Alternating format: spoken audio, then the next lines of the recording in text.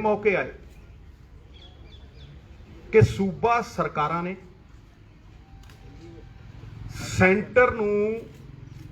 Centre दे आदेशां नूं नकारिया सिरे तो, चाहे वो अपनी डेमोक्रेटिक ताकत जिहड़ी लोकां ने उन्हां नूं दित्ती है वो वरत के, चाहे उन्हां दे चुने नुमाइंदियां ने लोकां दी ताकत वरत के, चाहे जिहड़ी विधान ने सूबा सरकारां नूं ताकत दित्ती है वो वरत के सिरे तो सेंटर दीआं हदायतां नूं लागू नहीं होण दित्ता। चाहे कावेरी रिवर वाटर इशूज होवे, चाहे SYL का मुद्दा होवे, स्टेट खड़े रहे ने और खड़ के आवाज बुलंद की है और कहा कि असी नहीं मानते और सिरे तो नकारते हैं और अपनी सरजमीन ते ये लागू नहीं होने देते। CANRC ये कानून भी सेंटर ने बड़ा रीसेंटली पास करके लागू करने की कोशिश की, पर कई सूबियां ने सीधा सीधा नकारिया और लागू नहीं होने दिता। साडे कोल बहुत वड्डे ग्राउंड ने, नॉट ओनली टू डिफाई, सिर्फ डिफाई नहीं करना बट टू डिनाई। बहुत वड्डे ग्राउंड ने, ये पहला भी होया और हुण भी होना चाहिए, क्योंकि जिहड़े कानून ने ये अनकॉन्स्टिट्यूशनल ने, एक इलीगल ने, दो ये सूबियां दे कानून बनाउण दे अधिकार दे उत्ते एक बहुत बड़ा अटैक है। ये साडे पुरखियां दे दिते फेडरल स्ट्रक्चर दे उत्ते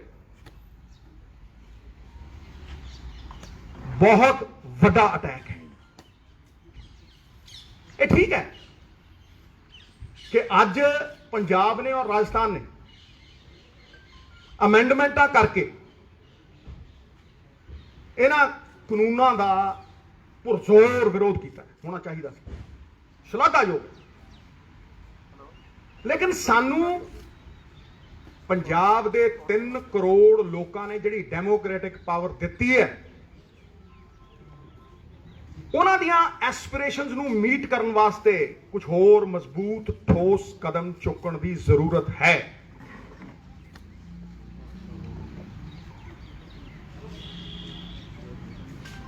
क्योंकि अगर मैं ये देखदा अज इन्हां कानूनां वल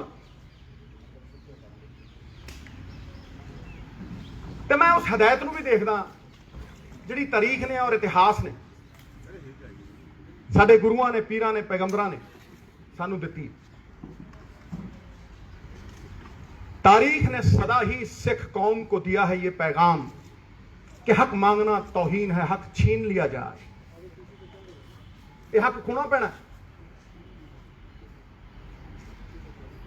क्योंकि कोई भी चीज गैर कानूनी है और मैं थोनू अज पूरी तरह प्रूव करूंगा कि किस तरह ये तिन्ने काले कानून सूबे के अधिकारां नूं खोंदे है।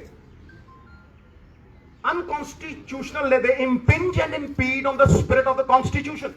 अनकॉन्स्टिट्यूशनल ने ये तिन्ने काले कानून पंजाब नूं नीलाम, जमीना नीलाम और पंजाब नूं गुलाम बनाने का प्रयास है, जिहड़ा कि कोई पंजाबी स्वीकार नहीं कर रहा। ਉਹਦਾ एक प्रमाण है कि 2 करोड़ पंजाबी बाहर ते 3 करोड़ इत्थे। पार्टियां तो उत्ते उठ के हरेक इस गल दे उत्ते खड़ा है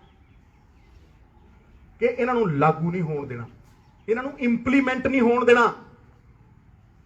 इतिहास दोहरा रहा।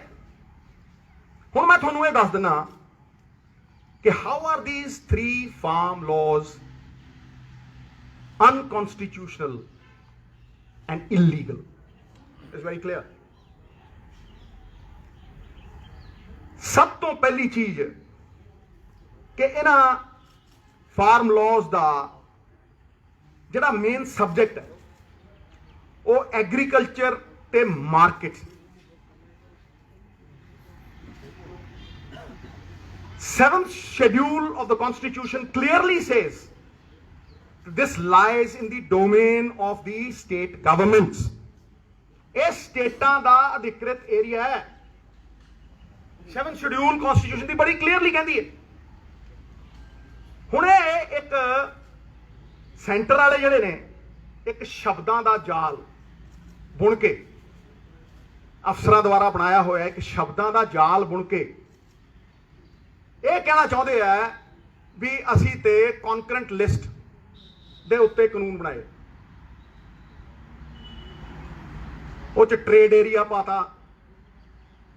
ਇਹ ਕਹਿਣ ਦੀ ਕੋਸ਼ਿਸ਼ ਕੀਤੀ ਵੀ ਟ੍ਰੇਡ ਐਂਡ ਕਾਮਰਸ ਦੇ ਅਧੀਨ ਆਉਂਦੇ ਆ, ਜਿੱਥੇ ਕਿ ਬੜਾ ਕਲੀਅਰ ਹੈ, ਐਬਸੋਲੂਟਲੀ ਕਲੀਅਰ ਹੈ ਕਿ centre of the authority food items ਦੇ ਉੱਤੇ ਯੂਜ਼ ਕਰਕੇ ਸਾਡੀ ਐਗਰੀਕਲਚਰ ਪ੍ਰੋਡਿਊਸ ਵੀ ਹਥਿਆਉਣਾ ਚਾਹੁੰਦਾ। ਫੂਡ ਆਈਟਮਸ और एग्रीकल्चर प्रोड्यूस ये 2 बिल्कुल अड अड एंटिटीज ने, दे आर सेपरेट एंटिटीज। कणक एग्रीकल्चर प्रोड्यूस है, मैदा फूड आइटम है, बहुत ही डिस्टिंक्ट फर्क है। सरों एग्रीकल्चर प्रोड्यूस है, सरों का तेल फूड आइटम है। ये डीमार्केट करने वाली गल्लां ने जिन्हां दी आड़ दे विच शब्द जाल बुन के ये जंजीरां च जकड़ रहे सन। जंजीरां चाहे सोने दियां होण, चाहे लोहे दियां होण, चाहे कानूनां दियां होण, ये बंदे नूं गुलाम बनाउंदियां ने, सूबिਆਂ नूं गुलाम बनाउंदियां ने, फैडरल स्ट्रक्चर नूं खत्म करदियां ने। टुट जावणगीਆਂ जंजीरां, ताले खुल जाणगे। ਜਿਹੜੇ पंजाब ਦੀ आज़ादी नाल टकराउणगे ਕੱਖਾਂ वांग रुड़ जाणगे। ਪਹਿਲਾਂ नहीं कदे जंग हारी फार्मरां ने, ਹੁਣ भी नहीं हार। ਅੱਗੇ ਚੱਲਦੇ ਹਾਂ ਆਪਾਂ। मैं ਤੁਹਾਨੂੰ ਉਦਾਹਰਣ ਦਿੰਨਾ, ਐਗਜ਼ਾਮਪਲ ਦਿੰਨਾ। Farmers produce trade and commerce promotion facilitation act ਦੁਆਰਾ ਕਿ ਇਹ ਕਾਨੂੰਨ ਕਿਸ ਤਰ੍ਹਾਂ ਕੰਪਲੀਟਲੀ ਇਲੀਗਲ ਨੇ। ਸੈਂਟਰ ਦੀ ਸਰਕਾਰ ਨੂੰ ਕੋਈ ਅਧਿਕਾਰ ਨਹੀਂ ਸਟੇਟ ਦੀ ਜਿਹੜੀ ਇੰਟਰਾ ਸਟੇਟ ਪ੍ਰੋਡਿਊਸ ਹੁੰਦੀ ਹੈ ਉਹਦੀ ਸੇਲ ਪਰਚੇਜ਼ ਦੇ ਉੱਤੇ ਸੈਸ ਲਾਉਣ ਦੀ, ਲੈਵੀ ਲਾਉਣ ਦੀ, ਕਿਸੇ ਵੀ ਤਰੀਕੇ ਦਾ ਫੀ ਲਾਉਣ ਦੀ। Section 6 of the Act encroaches on the state's right to charge market fee, cess, levy in its territory, which again is in the competence of the states. ਇਹ ਸਟੇਟਾਂ ਦੇ ਅਧਿਕਾਰ ਨੇ। ਇਹ ਪਿਛਲੇ ਦਰਵਾਜ਼ੇ ਤੋਂ ਐਂਟਰੀਆਂ ਕਰਦੇ ਆ ਸ਼ਬਦ ਜਾਲ ਬੁਣ ਕੇ। ਤੁਸੀਂ ਕੌਨਕਰੈਂਟ ਲਿਸਟ ਦੀ ਵੀ ਜੇ 33 ਦੇਖੋਗੇ, ਐਂਟਰੀ 33, ਉਹ ਇਹਨਾਂ ਨੂੰ ਸਿਰਫ ਟ੍ਰੇਡ ਐਂਡ ਕਾਮਰਸ ਦੇ ਅਧੀਨ ਕਾਨੂੰਨ ਬਣਾਉਣ ਦਾ ਅਧਿਕਾਰ ਦਿੰਦੀ ਹੈ, ਪਰ ਕਿਸੇ ਸਟੇਟ ਦੇ ਐਗਰੀਕਲਚਰ ਪ੍ਰੋਡਿਊਸ ਸੇਲ ਪਰਚੇਸ ਦੇ ਉੱਤੇ ਸੈਸ ਲੈਵੀ ਲਾਉਣ ਤੋਂ ਬਾਹਰ ਕਰਦੀ। ਜਿਹੜੀ ਐਂਟਰੀ 28 ਹੈ ਕਨਸਟੀਟਿਊਸ਼ਨ ਦੀ, ਉਹਦੇ ਚ ਵਰਡ ਆਉਂਦਾ markets and fairs. Markets and fairs ਇਹ ਕਲੀਅਰਲੀ ਡੋਮੇਨ ਹੈ ਸਟੇਟਾਂ ਦੀ। ਇੱਕ ਟ੍ਰੇਡ ਏਰੀਆ ਵਰਡ ਯੂਜ਼ ਕਰਤਾ ਜੀ ਸੈਂਟਰ ਸਰਕਾਰ ਨੇ, ਟ੍ਰੇਡ ਏਰੀਆ। ਅੱਜ ਤੱਕ ਪ੍ਰੂਵ ਨਹੀਂ ਕਰ ਸਕੇ ਵੀ ਕਨਸਟੀਟਿਊਸ਼ਨ ਦੇ ਵਿੱਚ ਟ੍ਰੇਡ ਏਰੀਆ ਨਾਮ ਦਾ ਕੋਈ ਸ਼ਬਦ ਹੈ। ਤੇ ਇਹ ਵੀ ਸਮਝਾ ਦੇਣ ਵੀ ਮਾਰਕੀਟ ਤੇ ਟ੍ਰੇਡ ਏਰੀਆ ਫਰਕ ਕਿਵੇਂ ਹੈ। ਕੋਈ ਫਰਕ ਨਹੀਂ। Entry 28 markets and fairs are domain of the state to legislate. इस करके कानून बनाने के अधिकार ਜਿਹੜੇ ਸਟੇਟ ਦੇ ਨੇ, ਸਾਡੇ ਪੰਜਾਬ ਸਟੇਟ ਦੇ ਨੇ, ਹੋਰ ਸਟੇਟਾਂ ਦੇ ਨੇ। ਇਹ ਉਹ ਖੋ ਰਹੇ ਨੇ ਸਾਡੇ। Just by employing different terminology, center cannot override and render null and void entries of the 7th schedule which empower the states to legislate on agriculture produce and markets. ਇਸ ਕਰਕੇ ਸਾਡੇ ਕੋਲ ਇਨਫ ਗਰਾਊਂਡ ਹੈ, enough ground to say ਕਿ ਅਸੀਂ ਸਿਰੇ ਤੋਂ ਨਿਕਾਲਦੇ ਇਹਨਾਂ ਨੂੰ, ਲਾਗੂ ਨਹੀਂ ਹੋਣ ਦਿੰਦੇ। ਠੀਕ ਹੈ, ਅਸੀਂ ਕਨਸਟੀਟਿਊਸ਼ਨਲ ਹੈਡਸ ਕੋਲ ਅਮੈਂਡਮੈਂਟ ਭੇਜੀ ਹੈ, ਗਵਰਨਰ ਪੰਜਾਬ ਉਹਨਾਂ ਦੇ ਰਾਹੀਂ ਪ੍ਰੈਜ਼ੀਡੈਂਟ ਆਫ ਇੰਡੀਆ। ਪਰ ਤੁਸੀਂ ਮੈਨੂੰ ਦੱਸੋ ਉਹ ਕਰਨ ਜਾਂ ਨਾ ਕਰਨ, ਆਪਦਾ ਮੁਕੱਦਰ ਉਹਨਾਂ ਦੇ ਹੱਥ ਹੈ। ਤੇ ਤਾਂ ਹੀ ਲਾਗੂ ਹੁੰਦੀਆਂ ਨੇ ਅਮੈਂਡਮੈਂਟਸ ਜੇ ਸੈਂਟਰ ਇਹ ਕਾਨੂੰਨਾਂ ਨੂੰ ਵਿਡਰਾਅ ਕਰਦੀ ਜਾਂ ਪ੍ਰੈਜ਼ੀਡੈਂਟ ਐਕਸੈਪਟ ਕਰ ਲੇ। ਹੁਣ ਇਹ ਤੇ ਉਹਨਾਂ ਦਾ ਪ੍ਰੈਰੋਗੇਟਿਵ ਹੈ ਨਾ, ਉਹ ਕਰਨ ਜਾਂ ਨਾ ਕਰਨ। And maybe is not a good situation to be in this situation ਜਿੱਥੇ ਸਾਡੇ ਸ਼ੇਰਾਂ ਵਰਗੇ ਪੰਜਾਬੀ ਸ਼ਹਾਦਤਾਂ ਦੇ ਰਹੇ ਨੇ और सड़कों के उत्ते जिनके मत से बनती हैं सरकारें, वो दर दर भटक रहे सड़कों पे बेचारे। गलत है। और सानू इन्हां ग्राउंड्स के उत्ते उच्ची सुच्ची आवाज के नाल नकार देना चाहिए और कह देना चाहिए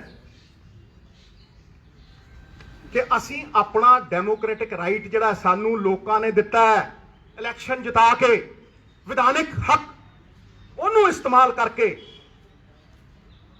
इनू अगे ले जाके नकारदे हां, सिरे तो नकारदे हां।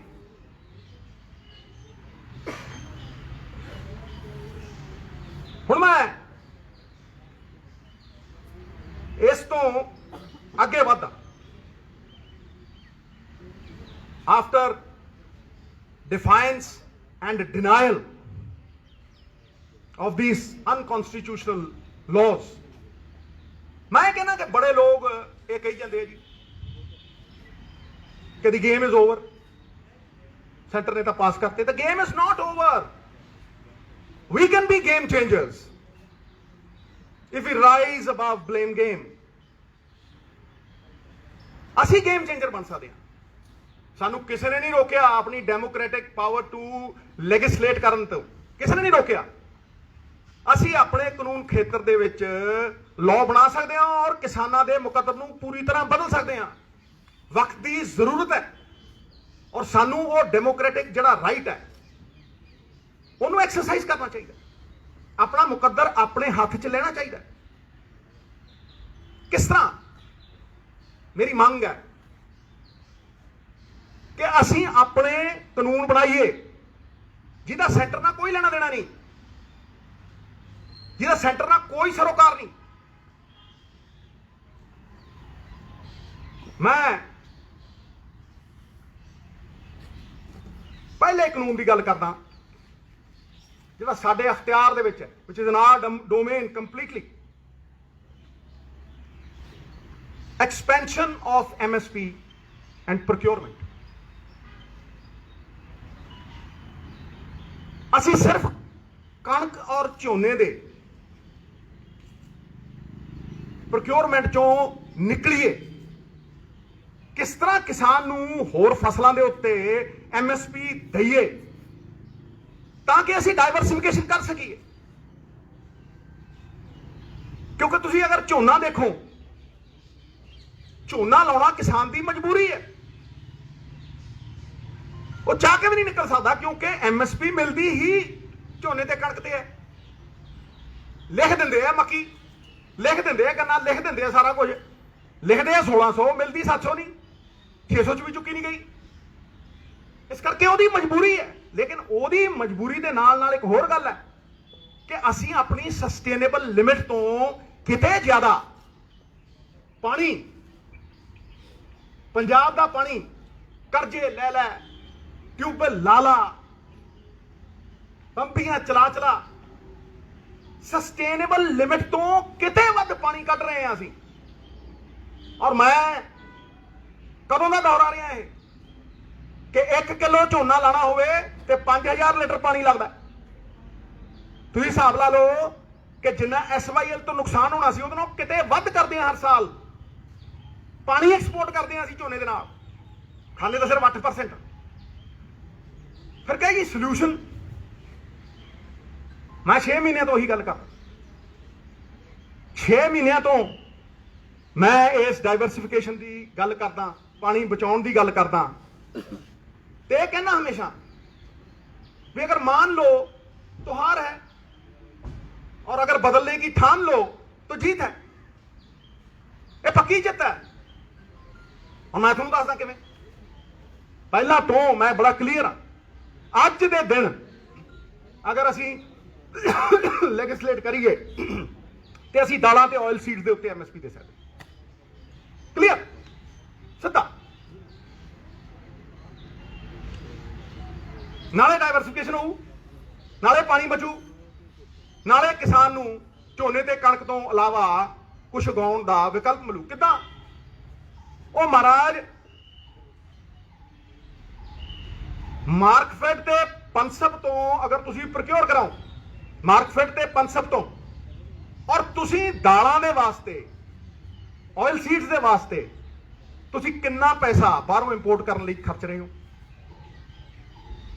ਤੁਸੀਂ ਜਿੰਨੇ ਪੈਸੇ ਦੀਆਂ ਦਾਲਾਂ ਆਟਾ ਦਾਲ ਸਕੀਮ ਵਾਸਤੇ ਵੀ ਬਾਹਰੋਂ ਮੰਗਾਉਂਦੇ ਹੋ, ਉਹ ਪੈਸਾ ਸਾਈਡ ਤੇ ਰੱਖ ਲਓ, ਐ ਰੱਖ ਲਓ ਸਾਈਡ ਤੇ ਕਹੋ ਇਹ ਤੇ MSP ਦਿਆ, ਉਸੇ ਦਿਨ ਸ਼ੁਰੂ ਹੋ ਜੂ। ਆ ਨਾਲ ਦੇ ਤੁਸੀਂ ਸੂਬੇ ਨੂੰ ਦੇਖ ਲਓ, ਹਰਿਆਣਾ ਤਿਲਾਂ ਨੂੰ ਪ੍ਰੋਕਿਓਰ ਕਰਦਾ, ਤੇਲ ਬਣਾ ਕੇ ਵੇਚਦਾ। ਜਿੰਨਾ ਮਰਜ਼ੀ ਕਰ ਲਓ, ਪੰਜਾਬ ਨੇ ਤਾਂ ਸਿਖਾਇਆ ਦੁਨੀਆ ਨੂੰ। ਪੰਜਾਬ ਤੇ ਅੱਜ ਵੀ ਟਾਰਚ ਬੇਰਰ ਹੈ, हर थां ते जुल्म ते लड़दा, जदों सब तो अगे लड़दा अलख जगाउंदा। ते ये ते सिखाई असीं है, ऋग्वेद के टाइम की खेती असीं सिखाई है। ये टॉर्च बेयरर्स बाबे नानक का किता सी, उन्हें सिखाया सानू। अपना हथी अपना आपे ही काज समारी। मैं उदों ही सिख हां ते मैं ये पहली गल ये कर रहा। वी कैन बिगिन विद मां, मसूर ते तिल ते सरों इसे साल।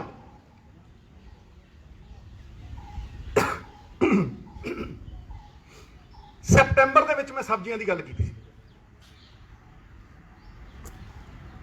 सितंबर 6 महीने पहले। हुण होर भी करदे, बहुत चंगी गल है, मैं स्वागत करता। पर मैं पहले दे विच क्यों नहीं ऐड किया? क्योंकि एक सिस्टम है, एक प्रोसीजर है। दूजा जिहड़ा मैं कानून बनाउण दी गल करदा वो इस चीज को फैसिलिटेट करूगा। चॉइस साडी है। हौली हौली हौली हौली तुसी जिन्ना मर्जी प्रोग्रेस कर लो। धीरे धीरे रे मना धीरे सब कुछ होए, माली सिंचे 100 घड़ा ऋतु आए फल होए। क्यों कहना कि फार्मरां नूं तुसी होल्डिंग कैपेसिटी दिओ, give them holding capacity through storage infrastructure. 5-5 पिंडां दे विच एक कोल्ड स्टोरेज बनाओ। किन्ना पैसा लगदा भाई? हैं किन्ना पैसा लगता? क्योंकि जिदन तुसी उहनूं स्टोरेज की कैपेसिटी दोगे, होल्डिंग कैपेसिटी दोगे, उहदे च बारगेनिंग कैपेसिटी आपे आ जाऊ। वो खड़ा होकर कहूगा ट्रेडर नूं भी आ भाई इन्ने दा दऊं। पेरिशेबल कमोडिटीज ने, उहदे कोल स्टोरेज कैपेसिटी नहीं है, दवे सरकार है क्यों नहीं दे सकती? तो फिर तुसी जे तुसी अनाज वास्ते वेयर हाउस पूरे प्रॉपर, दालां मैं क्यों कहा? क्योंकि साडे कोल वेयर हाउस हैगे ने, जिवें कणक स्टोर करते हैं उदां असीं दालां स्टोर कर सकते हैं। पर जे तुसीं सब्जियां स्टोर करनियां ने, तुहानूं कोल्ड स्टोरेज चाहिए है। जदों मैं ਅੰਮ੍ਰਿਤਸਰ ਦਾ MP ਹੁੰਦਾ ਸੀਗਾ ਤੇ ਰੌਲਾ ਪਾ ਕੇ ਉਦੋਂ ਫਲਾਈਟਾਂ ਸ਼ੁਰੂ ਕਰਾਈਆਂ ਸੀਗੀਆਂ ਤੇ ਇੱਥੋਂ ਬਰਮਿੰਗਮ ਤੇ ਟੋਰਾਂਟੋ ਜਾਂਦੀਆਂ ਹੁੰਦੀਆਂ ਸਬਜ਼ੀਆਂ 10-10 ਗੁਣਾ ਵੇਚਦੀਆਂ ਹੁੰਦੀਆਂ ਸੀ। ਹੁਣ ਖਾਂਦੇ ਆ ਉਹ ਬਰਸਲ ਸਪਰਾਊਟ। ਕਿਉਂ ਖਾਣ ਬਈ? ਸਾਡੀ ਗੋਭੀ ਕਿਉਂ ਨਾ ਖਾਣ, ਸਾਡੀਆਂ ਸਬਜ਼ੀਆਂ ਕਿਉਂ ਨਾ ਖਾਣ? ਪਰ ਉਹ ਤਾਂ ਹੀ ਹੈ ਕਿ ਜੇ ਤੁਸੀਂ ਉਹਨਾਂ ਨੂੰ ਅਲਾਉ ਕਰੋਗੇ, ਤੁਸੀਂ ਉਹਨਾਂ ਨੂੰ ਫੈਸਿਲਿਟੇਟ ਕਰੋਗੇ। ਕਿਸਾਨ ਤੇ ਆਰਗੈਨਿਕ ਖੇਤੀ ਵੀ ਕਰਨਾ ਚਾਹੁੰਦਾ, ਕੋਈ ਬਾਂਹ ਤੇ ਫੜੇ, ਬਾਂਹ ਫੜੇ। मैं तो जरिए दसदा नाल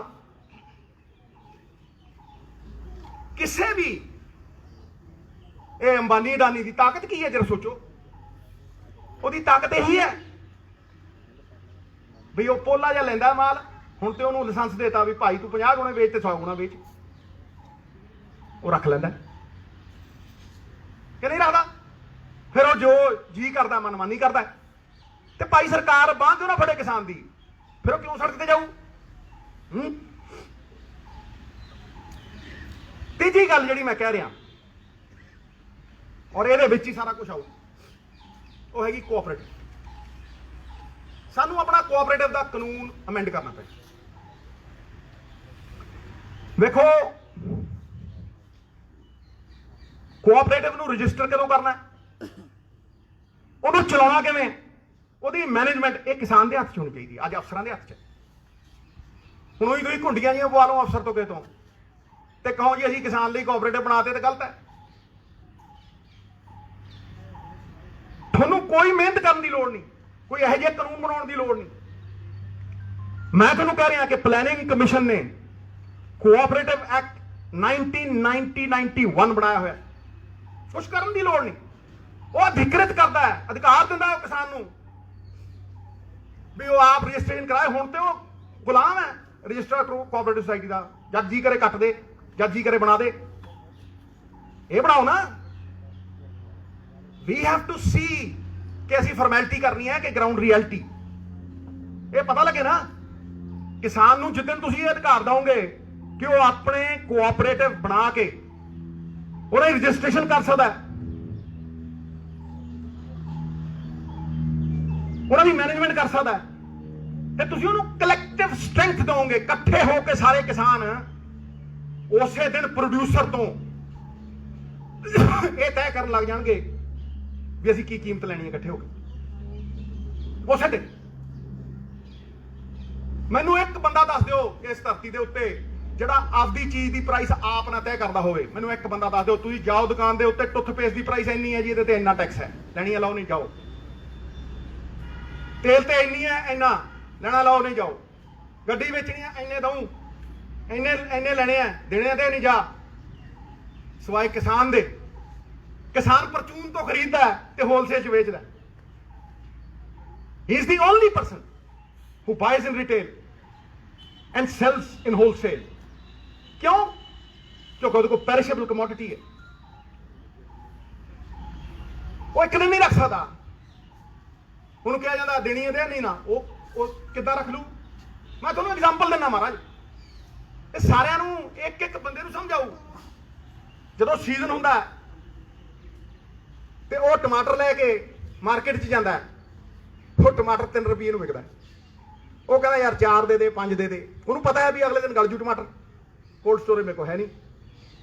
ਉਹ ਟਮਾਟਰ ਉਹ ਤੋਂ 3 ਰੁਪਏ ਦਾ ਲਿੱਤਾ ਜਾਂਦਾ, ਉਸੇ ਦਿਨ ਪਰਚੂਨ ਤੇ 25 ਰੁਪਏ ਦਾ ਵਿਕਦਾ।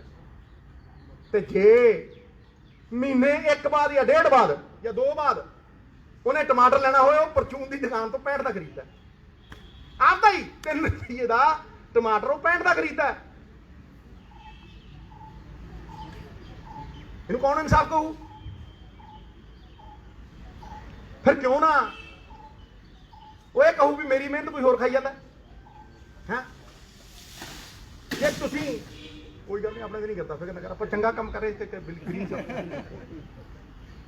ਤੁਸੀਂ ਅਡਾਨੀ ਨੂੰ ਸਟੋਰੇਜ ਦਿੰਦੇ ਹੋ ਸੈਂਟਰ ਦੀ ਜ਼ਮੀਨ ਦੇ ਉੱਤੇ, ਮਿੱਤਰੋ, ਸੈਂਟਰ ਦੀ ਜ਼ਮੀਨ ਦੇ ਉੱਤੇ।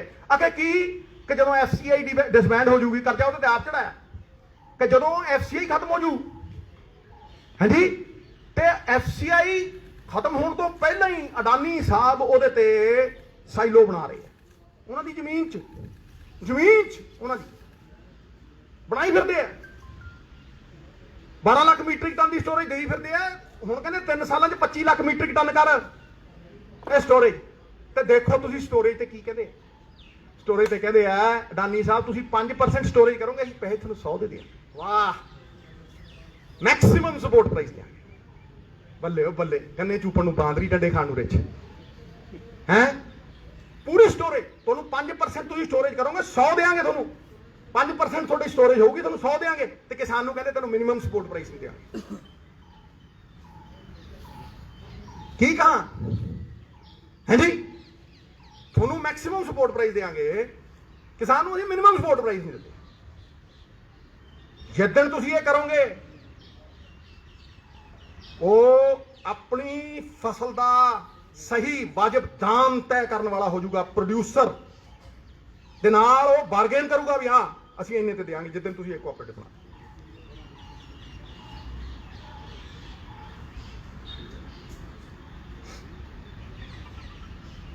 ਅਗਲੀ ਜਾਲੀ ਮੈਂ ਗੱਲ ਕਰਨੀ ਚਾਹੁੰਦਾ,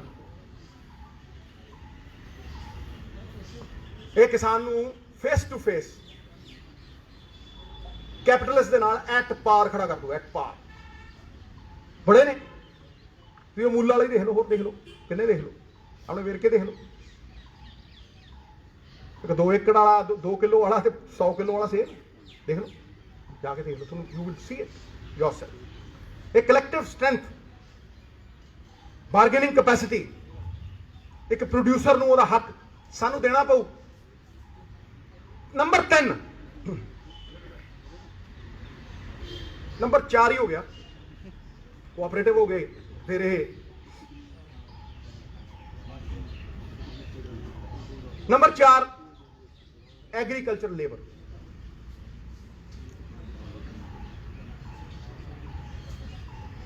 ਕੋਈ ਪ੍ਰੋਫੈਸਰ ਹੋਵੇ, ਕੋਈ ਪੋਲੀਟੀਸ਼ੀਅਨ ਹੋਵੇ, ਸਰਕਾਰੀ ਇੰਪਲੋਈ ਹੋਵੇ, ਕੋਈ ਹੋਵੇ, ਉਹਦੀ ਇੱਕ ਫਿਕਸ ਤਨਖਾਹ ਹੈ, ਉਹਦੇ ਤੇ ਇਨਕਰੀਮੈਂਟ ਨੇ, ਉਹ ਵੱਧਦੀ ਹੈ ਔਰ ਉਹਨੂੰ ਬੜੇ ਸਿਸਟਮ ਦੇ ਨਾਲ ਵਧਾਇਆ ਜਾਂਦਾ। 50 ਕਰੋੜ ਲੋਕ ਇਸ ਦੇਸ਼ ਦੇ ਵਿੱਚ ਇਹੋ ਜਿਹੇ ਨੇ ਜਿਨ੍ਹਾਂ ਨੂੰ ਇੱਕ ਡੰਗ ਰੋਟੀ ਨਹੀਂ ਮਿਲਦੀ, ਮਜ਼ਦੂਰ ਹੈ ਜੀ। 80% ਪੰਜਾਬ ਇਹੋ ਜਿਹਾ ਜਿਹੜਾ ਇਨਫਾਰਮਲ ਇਕਨੋਮੀ 'ਚ ਕੰਮ ਕਰਦਾ।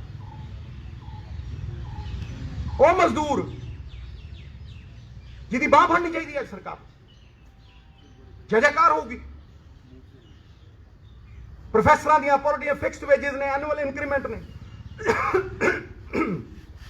ਔਰ ਬਦਕਿਸਮਤੀ ਨਾਲ ਸਾਡੀ ਪਛਾਣ, ਸਾਡੀ ਜਾਨ ਕਿਸਾਨ ਐਮਐਸਪੀ ਲਈ ਲੜ ਰਹੇ। ਮੈਂ ਮੰਗ ਕਰਦਾ, ਇਹ ਤਾਂ ਦੇਖ ਹੀ ਲਿਆ ਕਿ ਸਰਕਾਰਾਂ ਕਾਰਪੋਰੇਟਸ ਲਈ ਕੀ ਕਰਦੀਆਂ ਨੇ, 0.1% ਲੋਕਾਂ ਲਈ ਕੀ ਕਰਦੀਆਂ ਨੇ। 5-5 ਲੱਖ ਕਰੋੜ ਰੁਪਈਆ ਛੱਡਦੀਆਂ ਨੇ, ਰੈਵਨਿਊਜ਼ ਫੋਰਗੋਨ ਛੱਡਦੀਆਂ ਨੇ।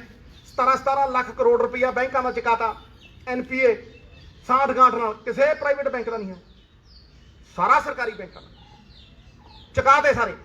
ਹੈ ਜੀ, ਇਹ ਜਾਣਦੇ ਹਾਂ ਅਸੀਂ ਵੀ ਉਹਨਾਂ ਲਈ ਕੀ ਕਰ ਰਹੇ। ਪਰ ਮੈਂ ਮੰਗ ਕਰਦਾ ਕਿ ਮਨਰੇਗਾ ਲਾਈਕ ਇਨਕਮ ਸਪੋਰਟ 2-2.5 ਏਕੜ ਵਾਲੇ ਕਿਸਾਨ ਦੇ ਖੇਤ ਦੇ ਵਿੱਚ, ਚਾਹੇ ਕਿਸਾਨ ਜਾਵੇ ਚਾਹੇ ਮਜ਼ਦੂਰ ਜਾਵੇ, ਉਹਨੂੰ ਮਨਰੇਗਾ ਲਾਈਕ ਵੇਜ ਸਪੋਰਟ ਮਿਲਣੀ ਚਾਹੀਦੀ ਹੈ।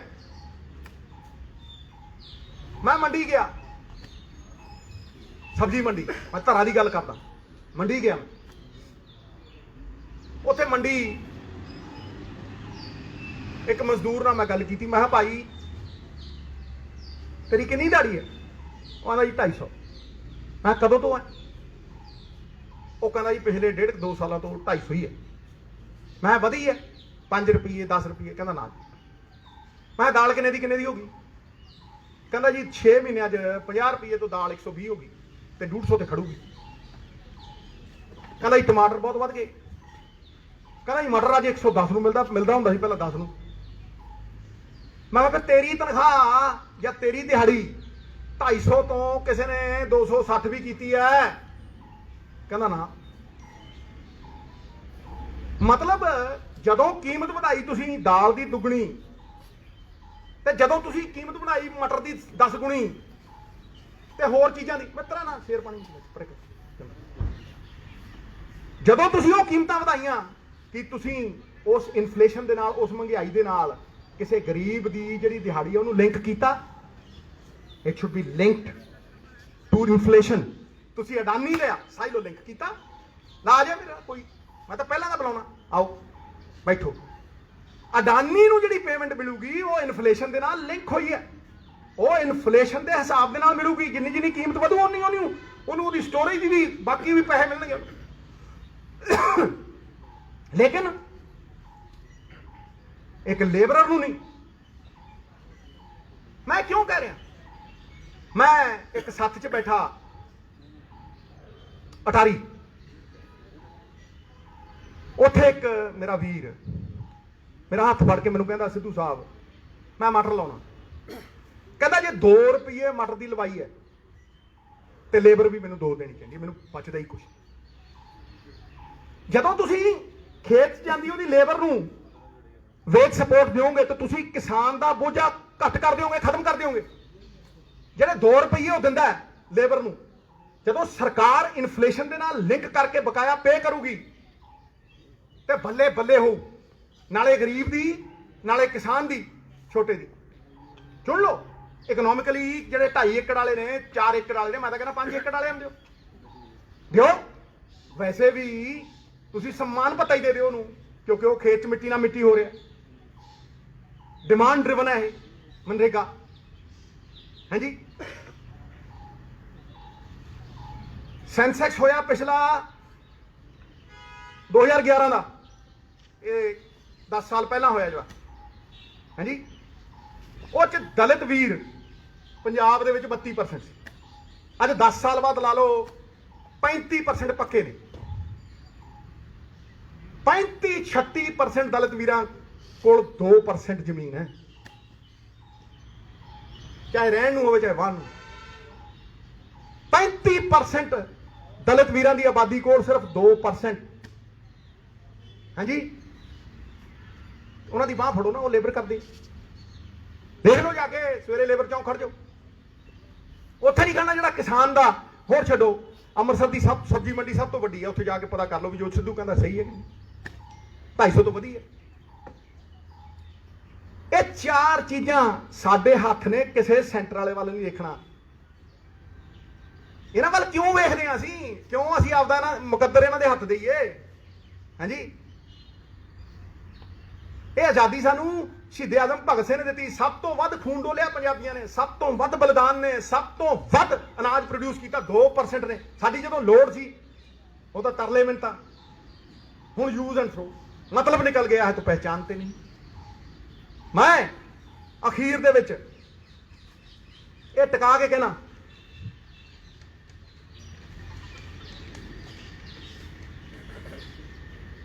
ਨੰਬਰ 2 ਪੁਆਇੰਟ ਸੀ ਇਹਦਾ ਕੈਪੈਸਿਟੀ ਟੂ ਬਾਰਗੇਨ। ਮੈਂ ਕਹਿ ਹੀ ਦਿੱਤਾ ਹੋਲਡਿੰਗ ਕੈਪੈਸਿਟੀ। ਮੈਂ ਐਂਡ ਕਰਦਾ, ਆਪਣਾ ਪ੍ਰਣ ਕਰਦਾ, ਹਰ ਪੰਜਾਬੀ ਕਰੀ ਬੈਠਾ ਕਿ ਪ੍ਰਣ ਕਰਦੇ ਆ ਆਜ਼ਾਦੀ ਦੀ ਸ਼ਾਮ ਨਹੀਂ ਹੋਣ ਦਿਆਂਗੇ। ਭਗਤ ਸਿੰਘ, ਉਧਮ ਸਿੰਘ, ਸਰਾਭਾ ਸਾਹਿਬ ਵਰਗੇ ਵੀਰਾਂ ਦੀਆਂ ਸਮਾਧੀਆਂ ਨੂੰ ਬਦਨਾਮ ਨਹੀਂ ਹੋਣ ਦਿਆਂਗੇ। ਜਦ ਤੱਕ ਤਨ ਵਿੱਚ ਗਰਮ ਲਹੂ ਦੀ ਇੱਕ ਬੂੰਦ ਵੀ ਬਾਕੀ ਹੈ, ਪੰਜਾਬ ਦੀ ਸਰਜ਼ਮੀਨ ਨੂੰ ਨਿਲਾਮ ਨਹੀਂ ਹੋਣ ਦੇ। ਇਹ ਪ੍ਰਣ, ਮੈਂ ਖੜਾ, ਮੈਨੂੰ ਕੁਝ ਨਹੀਂ ਚਾਹੀਦਾ। ਇਹ ਮੈਂ ਮੰਗਾ ਰੱਖਣੀ, ਸ਼ੇਰਾਂ ਦੀ ਕੌਮ ਹੈ ਪੰਜਾਬੀ। ਸ਼ੇਰ ਜੋ ਕੰਮ ਕਰਦਾ ਨਾ ਉਹ ਅਧੂਰਾ ਨਹੀਂ ਕਰਦਾ। ਬਾਂਸ ਦੇ ਪਿੰਜੜਿਆਂ 'ਚ ਨਾ ਸ਼ੇਰ ਨੂੰ ਤੁਸੀਂ ਕੈਦ ਨਹੀਂ ਕਰ ਸਕਦੇ। ਉਹ ਜੋ ਕੰਮ ਕਰਦਾ ਪੂਰੀ ਤਾਕਤ ਲਾ ਕੇ ਕਰਦਾ, ਅਧੂਰਾ ਨਹੀਂ ਕਰਦਾ, ਪੂਰਾ ਕਰਦਾ। ਇਸ ਕਰਕੇ ਸ਼ੇਰਾਂ ਵਾਂਗ ਨਿਰਣਾ ਲਈ ਔਰ ਇਸ ਕਾਲੇ ਕਾਨੂੰਨਾਂ ਦੀ ਕੈਦ ਦੇ ਵਿੱਚੋਂ ਆਜ਼ਾਦ ਹੋਈਏ। ਸਾਨੂੰ ਹੱਕ ਦਿੱਤੇ ਹੈ, ਜਮਹੂਰੀਅਤ ਦੇ ਹੱਕ, ਲੋਕਤੰਤਰਿਕ ਹੱਕ ਦਿੱਤੇ ਹੈ ਸਾਨੂੰ। ਪੰਜਾਬ ਦੇ ਲੋਕਾਂ ਨੇ ਆਸ ਦੇ ਨਾਲ ਦੇਖਦੇ ਆ, ਉਮੀਦ ਦੇ ਨਾਲ ਦੇਖਦੇ ਆ, ਵਿਸ਼ਵਾਸ ਦੇ ਨਾਲ ਦੇਖਦੇ ਆ। ਔਰ ਮੈਨੂੰ ਆਸ ਹੈ ਕਿ ਅਸੀਂ ਜਿਨ੍ਹਾਂ ਨੂੰ ਜਿਤਾਇਆ ਆਸਾਂ ਦੇ ਨਾਲ, ਉਹਨਾਂ ਦੀ ਪਿੱਠ ਨਹੀਂ ਲੱਗਣੀ। ਬੋਲੇ ਸੋ ਨਿਹਾਲ, ਸਤਿ ਸ੍ਰੀ ਅਕਾਲ। ਥੈਂਕ ਯੂ ਵੈਰੀ ਮਚ, ਬਹੁਤ ਬਹੁਤ ਸ਼ੁਕਰੀਆ। ਸਾਡੇ ਪ੍ਰਪੋਜ਼ਲ ਦਿੱਤੀ ਤੁਸੀਂ ਆਪਣੀ ਸਰਕਾਰ ਨੂੰ। ਦੇਖੋ ਸਰ, ਪਹਿਲੀ ਗੱਲ ਤੇ ਐਤਕੀ CLP ਹੋਈ ਨਹੀਂ ਸੀ। ਮੈਂ ਤੇ ਬੈਠਾ ਹੀ ਹਾਂ, ਜਦੋਂ ਬੁਲਾਉਂਦੇ ਆ ਮੈਂ ਹਮੇਸ਼ਾ ਹੀ ਜਾਣਾ। ਮੇਰੇ ਤੇ ਪ੍ਰਪੋਜ਼ਲ ਬੰਦ ਕਮਰਿਆਂ 'ਚ ਵੀ ਨੇ, ਖੁੱਲੇ ਆਮ ਵੀ ਨੇ, ਹਰ ਥਾਂ ਤੇ ਦਿੱਤੇ ਆ। ਭਾਵੇਂ ਮਤਲਬ ਤੁਸੀਂ ਹੁਣ ਗੱਲ ਨੂੰ ਘੁਮਾਈਓ ਨਾ, ਕਿਸੇ ਹੋਰ ਪਾਸੇ ਨਾਲ ਜਾਈਏ। ਦੇਖੋ ਮੈਂ ਤੇ ਪ੍ਰਪੋਜ਼ਲ, ਚਾਹੇ ਮਾਈਨਿੰਗ ਹੋਵੇ, ਚਾਹੇ ਕੋਈ ਪ੍ਰਪੋਜ਼ਲ, ਮੈਂ ਤਾਂ ਮੈਨੂੰ ਲੱਗਦਾ 100 ਪ੍ਰਪੋਜ਼ਲ ਦਿੱਤੇ। ਦੇਖੋ ਜਿਨ੍ਹਾਂ ਨੇ ਨਿਰਣੇ ਲੈਣੇ ਆ, ਮੇਰੀ ਦੇਖੋ ਅਸੀਂ ਤੇ ਮੰਗ ਹੀ ਕਰ ਸਕਦੇ ਆ। ਹਰੇਕ ਪੋਲੀਟੀਸ਼ੀਅਨ ਮੰਗ ਕਰਦਾ, ਕੋਈ ਚਿੱਠੀ ਲਿਖਦਾ, ਕੋਈ ਕੁਛ ਕਰਦਾ। ਇਸ ਕਰਕੇ ਅਸੀਂ ਵੀ ਨੀਵੇਂ ਹੋ ਕੇ, ਨਿਮਾਣੇ ਹੋ ਕੇ ਮੰਗ ਕਰਦੇ। ਮਹਾਰਾਜ ਮੈਂ ਹਰ ਬਲੂ ਪ੍ਰਿੰਟ ਦਿੱਤਾ, ਤੁਸੀਂ ਮੇਰੇ ਚੈਨਲ ਦੇ ਉੱਤੇ ਦੇਖ ਲਓ, ਹਰ ਥਾਂ ਤੇ ਚੱਲਦਾ ਉਹ। ਜੀ ਸਰ, ਪੰਜਾਬ 'ਚ ਕਿਹੜੇ ਜ਼ਿਲ੍ਹੇ ਤੋਂ ਸ਼ੁਰੂ ਕਰਨਾ? ਮੇਰੀ ਗੱਲ ਨੂੰ ਸੁਣੋ, ਮੇਰੀ ਬੜੇ ਧਿਆਨ ਨਾਲ ਗੱਲ ਨੂੰ ਸੁਣੋ। ਹਰੇਕ ਚੀਜ਼ ਮੈਂ ਹੀ ਨਹੀਂ ਕਰੀ ਜਾਂਦੀ। ਇੱਕ ਗੱਲ ਨੂੰ ਸਮਝੋ ਕਿ ਜਦ ਤੱਕ ਸਰਕਾਰ ਇਹਦੇ 'ਚ ਇੰਟਰਸਟ ਦਿਖਾਊਗੀ ਮੈਨੂੰ ਕਹਿਣਗੇ ਮੈਂ ਪਟਾਕ ਦੇਣੇ ਦੇ ਦੂੰ ਔਰ ਕੋਈ ਉਹਨੂੰ ਚੈਲੰਜ ਕਰ ਦੂਗਾ ਤਾਂ ਮੈਨੂੰ ਕਹਿ ਦਿਓ ਮੈਨੂੰ ਦੇਖੋ ਇੱਕ ਗੱਲ ਨੂੰ ਸਮਝ ਲਓ ਇਹ ਤੇ ਮੈਂ ਸੁਝਾਅ ਵੀ ਦੇ ਰਿਹਾ ਮੰਗ ਵੀ ਕਰ ਰਿਹਾ ਔਰ ਇਹਨੂੰ ਆਪਾਂ ਕਿਸੇ ਹੋਰ ਪਾਸੇ ਨਾਲ ਲਿਜਾਈਏ ਜੋ ਮੈਂ ਕਿਹਾ ਉਹਦੇ ਤੇ ਖੜੀਏ ਇਸੇ ਕਰਕੇ ਮੈਂ ਸਵਾਲਾਂ ਦੇ ਜਵਾਬ ਦੇਣ ਤੋਂ ਕਰਾਉਣਾ ਕਿਉਂਕਿ ਮੈਂ ਆਪਣੇ YouTube ਚੈਨਲ ਦੇ ਉੱਤੇ ਇਹ ਗੱਲਾਂ ਅੱਜ ਦੀਆਂ ਨਹੀਂ ਕਰਦਾ ਇਹ ਸਤੰਬਰ 'ਚ ਕਿਹਾ ਸੀ ਮੈਂ ਸਬਜ਼ੀਆਂ ਸਟੋਰੇਜ ਕੈਪੈਸਿਟੀ ਐਗਰੀਕਲਚਰ ਤੇ ਕੀ ਕਹਿਣਾ ਚਾਹੀਦਾ ਸਭ ਕੁਝ ਆਨਲਾਈਨ ਔਨ ਰਿਕਾਰਡ ਪਿਆ ਸਿੱਧੂ ਸਾਹਿਬ ਔਨ ਰਿਕਾਰਡ ਖੇਤੀਬਾੜੀ ਨੀਤੀ ਬਣਾਈ ਸੀ 3 ਸਾਲ ਪਹਿਲਾਂ ਉਹਦਾ ਖਰੜਾ ਹਜੇ ਤੱਕ ਨਹੀਂ ਦਿਖਾਇਆ ਵੀ ਕੀ ਬਣਾਇਆ ਦੇਖੋ ਕੀ ਨਹੀਂ ਭਾਜੀ ਬਣਾਇਆ ਲਾਗੂ ਅਸੀਂ ਨਹੀਂ ਦੇਖੋ ਮੇਰੀ ਗੱਲ ਨੂੰ ਸੁਣੋ ਅਸੀਂ ਇੱਕ ਦਾਇਰੇ 'ਚ ਬੰਨੇ ਹੋਏ ਆ ਅਨੁਸ਼ਾਸਨ 'ਚ ਬੰਨੇ ਹੋਏ ਆ ਜਿਹੜਾ ਹੱਕ ਕਮੇਟੀ ਦੀ ਰਿਪੋਰਟ ਮੈਂ ਚੇਅਰਮੈਨ ਸੀ ਨਾਲ ਮੰਤਰੀ ਭਾਜੀ ਸੀ 2-3 ਵਜ਼ੀਰ ਸੀ ਪੂਰੀ ਦਿੱਤੀ ਹੋਈ ਆ ਹੁਣ ਤੁਹਾਡੇ ਥਰੂ ਤੁਹਾਨੂੰ ਦੇ ਸਕਦਾ ਮੈਂ ਪਰ ਸਰਕਾਰ ਨੇ ਤਾਂ ਟੇਬਲ ਤੇ ਦੇਖੋ ਇਹ ਗੱਲ ਮੈਂ ਇਹਦਾ ਜਵਾਬ ਨਹੀਂ ਦੇਣਾ ਚਾਹੁੰਦਾ ਕਿਉਂਕਿ ਫਿਰ ਤੁਸੀਂ ਦਿੱਲੀ ਦੀਆਂ ਬਰੂਹਾਂ ਤੇ ਕਿਸਾਨਾਂ ਨੂੰ ਬੈਠਣ ਨੂੰ ਬੜੇ ਦਿਨ ਹੋ ਗਏ ਕੇਂਦਰ ਦੀ ਸਰਕਾਰ ਦੀ ਮਨਸ਼ਾ ਕੀ ਲੱਗਦੀ ਹੈ ਤੁਹਾਨੂੰ ਕੇਂਦਰ ਦੀ ਸਰਕਾਰ ਦੀ ਮਨਸ਼ਾ ਦੱਸੀ ਨਹੀਂ ਮਿੱਤਰਾ ਇਹ ਮਤਲਬ ਕੀ ਕਰ ਰਹੇ ਹੈ ਇਹ 90% ਲੋਕਾਂ ਨੂੰ ਮਾਰ ਕੇ ਕਿ ਲੜਾਈ ਮੈਂ ਪਹਿਲੇ ਦਿਨ ਕਿਹਾ ਸੀ ਉੱਥੇ ਮਾਲੋਵਾਲ ਕਿਹਾ ਸੀਗਾ ਇਹ ਲੜਾਈ ਕਿਤੇ ਇਕੱਲੇ ਕਿਸਾਨ ਦੀ ਹੈ ਕਿਸਾਨ ਤੇ ਟਾਰਚ ਬੇਰਰ ਹੈ ਇਹ ਲੜਾਈ ਤੇ ਸਾਰੇ ਹਿੰਦੁਸਤਾਨ ਦੀ ਇਹਦੇ 0.1% ਲੋਕਾਂ ਨੂੰ ਵੀ ਦੇਖੋ ਰਿਟੇਲ ਅੰਬਾਨੀ ਹੁੰਦੇ ਸਾਰੀ ਸਟੋਰੇਜ ਵਾਧਿਓ ਲੈ ਕੇ ਐਂਡ ਤੱਕ ਸਾਰੀ ਦੀ ਸਾਰੀ ਸਟੋਰੇਜ ਸਟੇਟਾਂ ਦੀ ਐਫਸੀ ਮਾਰਤੀ ਸਾਰੇ ਸਰਕਾਰੀ ਅਦਾਰੇ ਮਾਰ ਕੇ ਦੇ ਜਾਂਦੇ